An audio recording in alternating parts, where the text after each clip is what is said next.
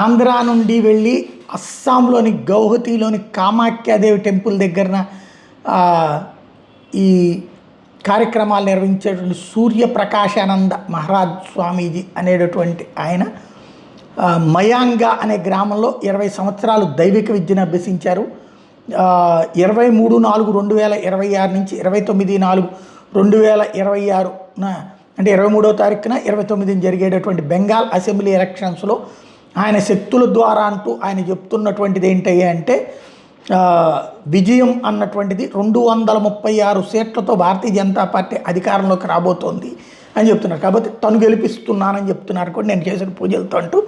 అది పక్కన పెడితే 236 మంది ఎమ్మెల్యేలు బీజేపీకి వస్తారన్నటువంటిది.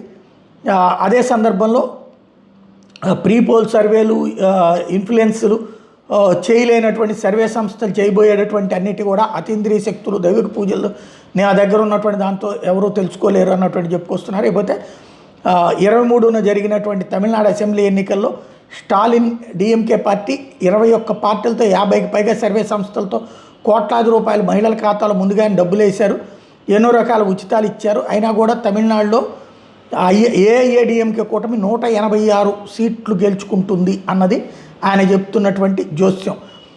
అదే సందర్భంలో అస్సాం అసెంబ్లీ ఎన్నికల్లో బీజేపీ 114 ఎమ్మెల్యే సీట్లు గెలుస్తుందని జోస్యం చెప్తున్నారు. ఎంతవరకు నిజం అన్నటువంటిది రాబోయే రోజుల్లో చూద్దాం.